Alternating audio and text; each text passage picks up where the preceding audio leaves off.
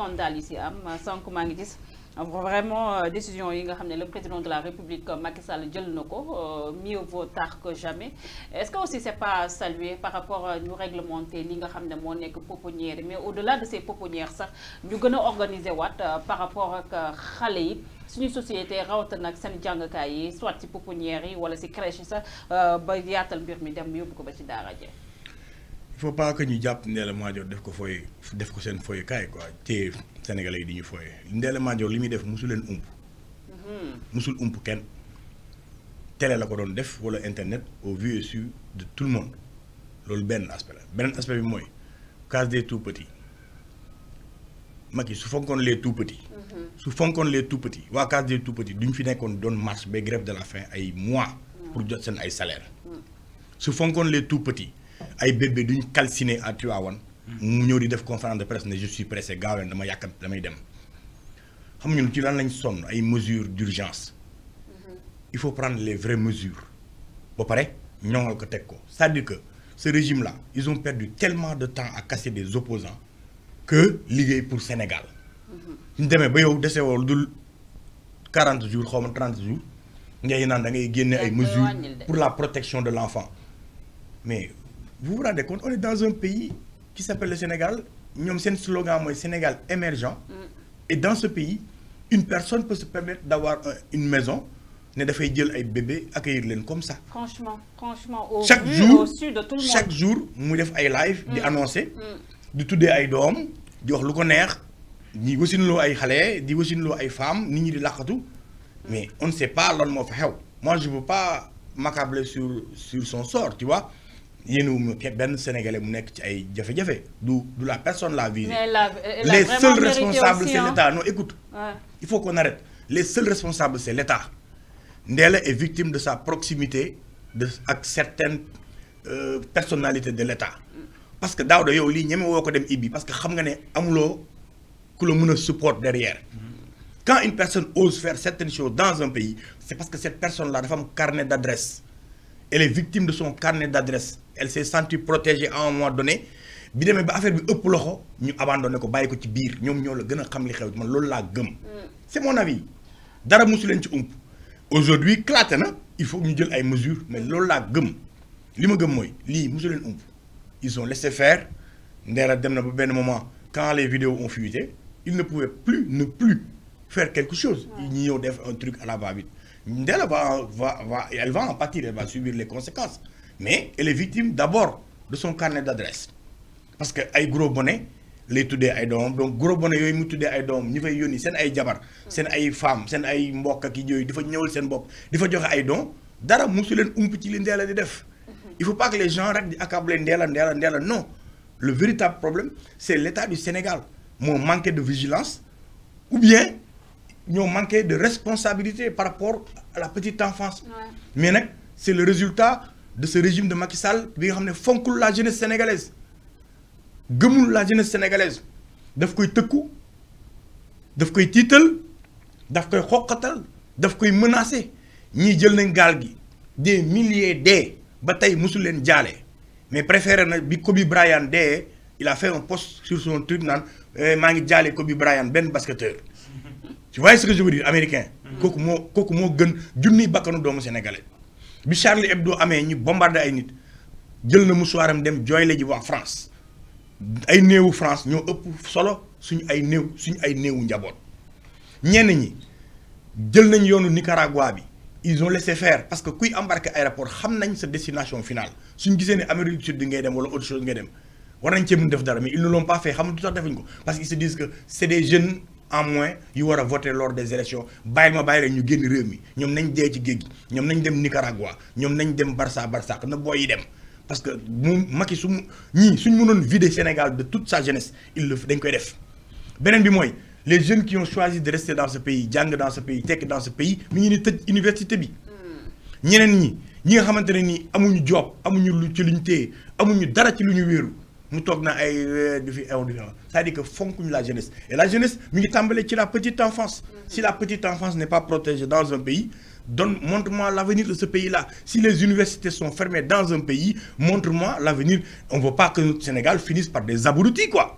Il faut que nous nous jang. Mais ministère bi yor la femme, la famille, la petite ça, enfance. c'est ce ministère-là. Est-ce que nous avons aussi audité Boboulé, elle s'appelle Madame Fatou Diane, parce que depuis l'éclatement de ce problème, mom dafa melni dafa enfermé aussi ben. Non, il faut que les femmes au Sénégal ñu yeewu xam que ça c'est de la poudre aux yeux. Ministère de la femme, elle sert à quoi? Il faut pas il faut qu'on arrête de réduire la femme à un simple ministère qui s'appelle ministère de la femme, de l'enfance et de la petite enfance comme de la famille.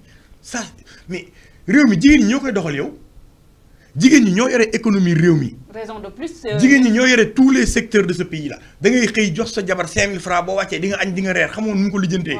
mooy toppatoo xale yi mooy gérer réew mi sans les femmes mënul dem. Nous disons les femmes pour les réduire au ministère de la femme et de l'enfance. Ça c'est de la poudre aux yeux, c'est pour amadouer l'électorat féminin. Nous disons que nous avons jeu. Ministère bobu amul njëriñ ko koy gérer amul lu njëriñ. C'est quoi leur rôle? Qu'est-ce qu'ils ont fait pour les familles depuis lors? Ñaata famille lañ japp sen ay doom tëj leen ci kasso yi. Est-ce que dégg nga ministère bobu addu? Hein? Ñaata yoon ngeen gis Sénégal waxuma la pouponnière Ndella. Mais yow les jardins d'enfants yi fi nek crèche yi fi nek est-ce que mos ngeen xey gis ay opération ñu dem xol les conditions xol sen vie naka lañuy dundé def nañ est-ce que def nañ barème de tarification est-ce que les familles des badolo ñi nga xamantene ay maman dëbbal lañ dañuy xey jaay jeun jaay géej sen papa dëbbal la est-ce que ñooñu ils ont les moyens d'amener leurs enfants ci yenn yi demee noonu est-ce qu'il y a une certaine régularisation parce que par exemple dans les pays sérieux l'enfant kenn du ko bàyyi moom kese kenn du ko jox n'importe qui boo jox sax nunu bi dafa war a am këyit buy certifié ne kii bu dara xewee mun parce que sa doom bu amee épilepsie par exemple si ton enfant fait des crises d'épilepsie nga indi benn nunu rek jox ko parce que xale la koo koy dénk koo xam ne da nga koy fay benn 20 000 30 000 su xale bi defee crise qu'est-ce qu'elle va faire su amee drépanocytose su amee une maladie cardiaque su amee et donc les badol ne sont jamais pris en compte si c'est ay yenn décision wala si yenn affaire yi ñuy def on manque de sérieux dans ce pays c'est ça le véritable problème et ñii nañu gaaw abal ñu parce que ils n'ont aucune solution ay nee naa la sànq ay raaxkat lañ bu doon ay maçon lañu maçon raaxkat lañ ñoom loolu rek lañ mënuñ leneen donc il faut que ñu arrêter quoi donc man ministère de la femme c'est un ministère qui ne sert absolument à rien du tout c'est une façon d'amadouer les dames ndax jigéen ñi gëmloo na leen ay affaire ministère de la femme jox ko góor mu gérer ko ministère de l'économie joxal jigéen mu gérer ko ministère de la femme il faut donner ça à un mec mu xam lan la femme di daj. C'est vrai. mu xam lan mooy njëriñu femme. mais ministère de la femme logique on donne à une femme. On veut cantonner les femmes à des rôles tertiaires ci dëkk bi. C'est vrai. Alors que femmes yi ñooy doxal dëkk bi. C'est vrai que c'est comme ministère de la jeunesse. Man j'ai pas compris à chaque fois ñu bëgg ko jox jeune. Pourquoi duñ ko jox benn moins jeune wala non ministère de la jeunesse man su ma nekkoon président réew mi wala ma am ndogal ci dëkk bi ministère de la jeunesse âge am du romb maximum 25 ans lay doon. Ah oui. Oui. 25 ans. Oui. Mais l'histoire a montré que jeunes yooyu nga xam ne ñu leen di jox aussi yooyu les ministères ce que lan la ñu def pour cette jeunesse. ndax ñooñu aussi compétent nañ ab Pape Malick Ndour mi nga jël ko. yow nag yam nga lan mooy jeune au Sénégal taawal. nit mënul am xam nga sax réew mi sax dañoo war a waxtaanee leen fii nga gis paa bu am 40 ans taxaw si télé bi naan ñun jeunes yi du benn du ñaar beneen mooy. mais 40 ans aussi jeune wax ma leen jox nañ ko fi Mame Mbaye Niang ca Prodac gis nga la fa ne la fa xew jox nañ ko Pape Malick Ndour bi mu fi nekkee boobu ak tey lan la ñuy gis wax ma rek sincèrement ñu toog waxtaan un Pape Malick Ndour bu ñu teg ci plateau mu war a wax si war a xam-xam. raison de plus loolu moo tax ma ne peut-être bi nga ko joxoon koo xam ne ëpp na expérience dina tax mën na nekk ndaw. mais kiñ ko jox sincèrement sa waay doy caaxaan. non ministère de la jeunesse. mais kiñ ko jox kan la Pape Malick Ndour. un Pape Malick Ndour bu man xaw ma ndax sincèrement du dara aw ma contre moom dara mais yéen dégg ngeen Pape Malick Ndour mu war a toog war a wax. yow da ngaa yeb Pape Malick Ndour yow ab Pape Malick Ndour mu war a toog wax man bu ñu ko joxoon keneen moo gën ñaata ndaw a fi ne Pape Malick Ndour bi mu fi nekkee ba tey wax ma lan la des si ndaw ñi. wax ma.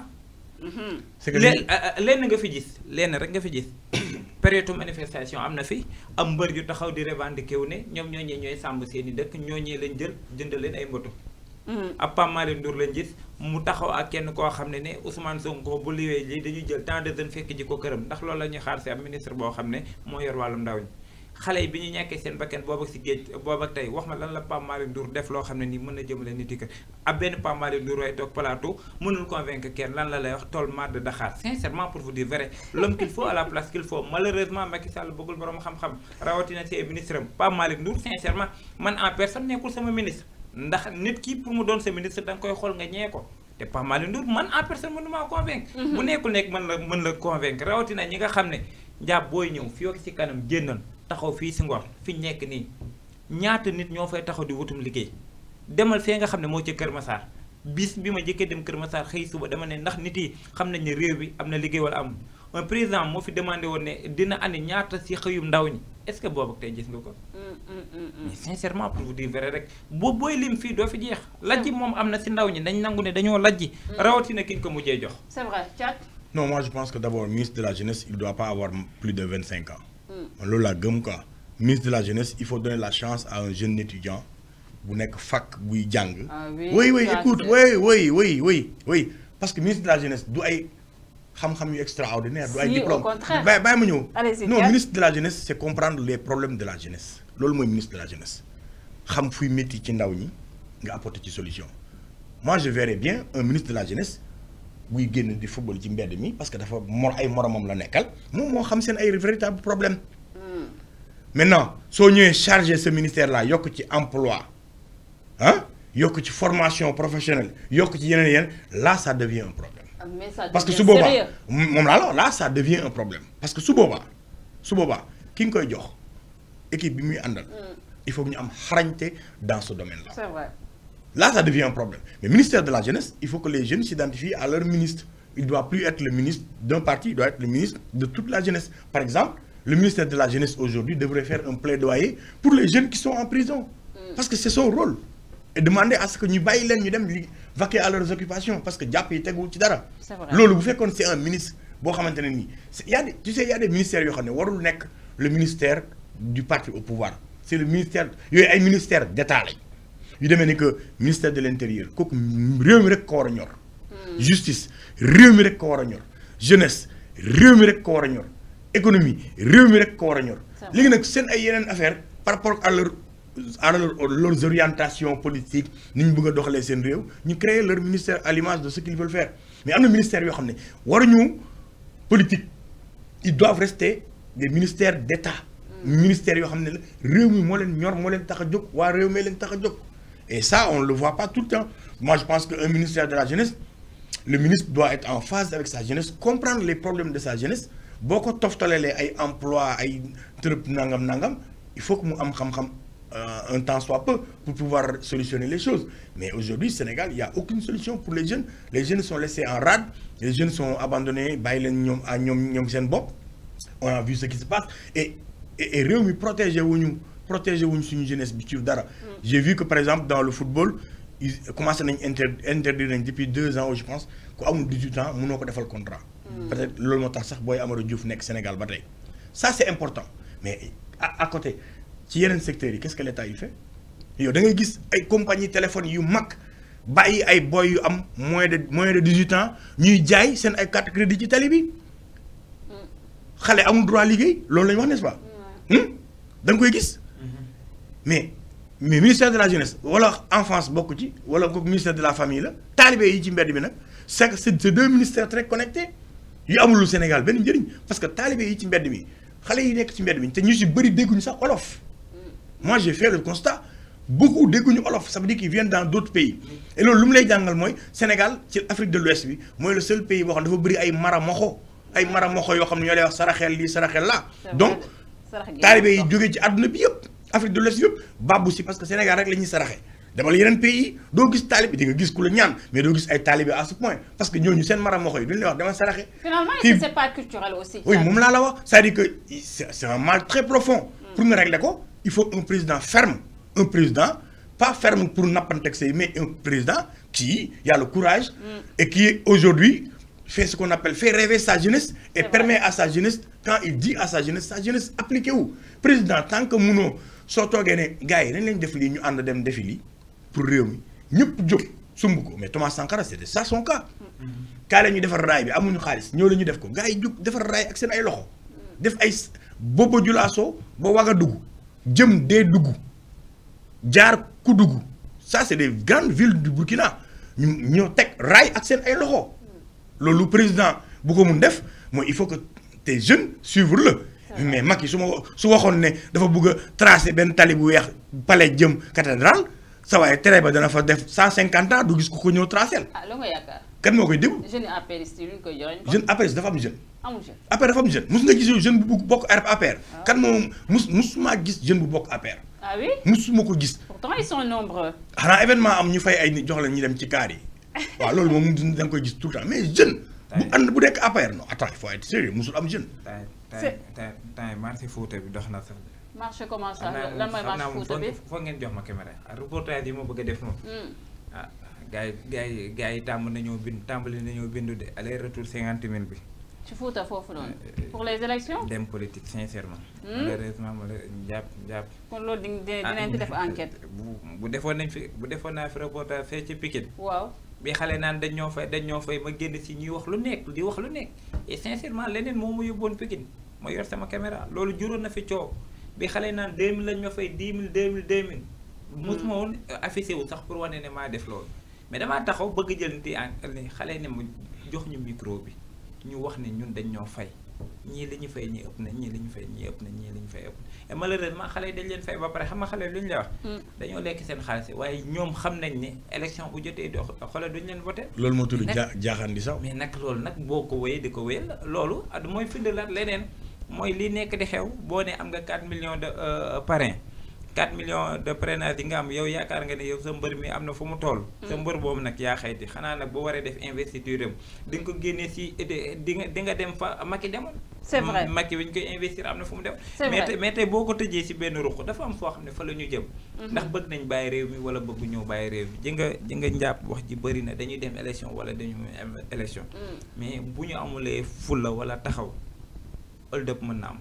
hold up nag pour ma am si ay taxawaay la wala yoon la wala ay processus loo xam ne am na anam bi nga xam ne teg nga Sénat googu ñan ñoo fa ne ñooñu ndax am nañu appartenance wala amuñu appartenance tàmbali nga am ñooy segg wala ñeneen ñooy segg sa mbër ne nga am na 4 millions de parrainage yooyu bu amee ñenn ñoo xam ne dañoo faree si société civile bi te ñooñee ñoom benn objectif la ñu am faruñu opposant maanaam faruñu pouvoir lenn la ñu bëgg mooy élection yu libre et transparent ñenn si ñooñu nga jàpp jamono gii nga jàpp leen di tëj loolu nag bu continuer di wéy mën nañ ko wax buñ ko waxee les Sénégalais nañu xam ne élection yi ñu jëm lu nekk mën cee xew et beneen bi di ma leen ko wax le président de la république ki di def discours am fii dina leen waxee discours am si leneen loo xam ne pareegul pour bàyyi réew mi et Macky Sall pareegul pour bàyyi si réew mi te ñoom en personne wax nañ ko ñenn ñi fi ñu toll nii bu ñu bàyyee réew mi suba mu yet bi mën na dal seen kaw am na si ñoo xam ne dañ leen doon tudd ay dossiers fi ñu toll nii tàmbali nañu nee na ñoom dañu am mission à l'extérieur bu ñu war a dem liggéey ji loolu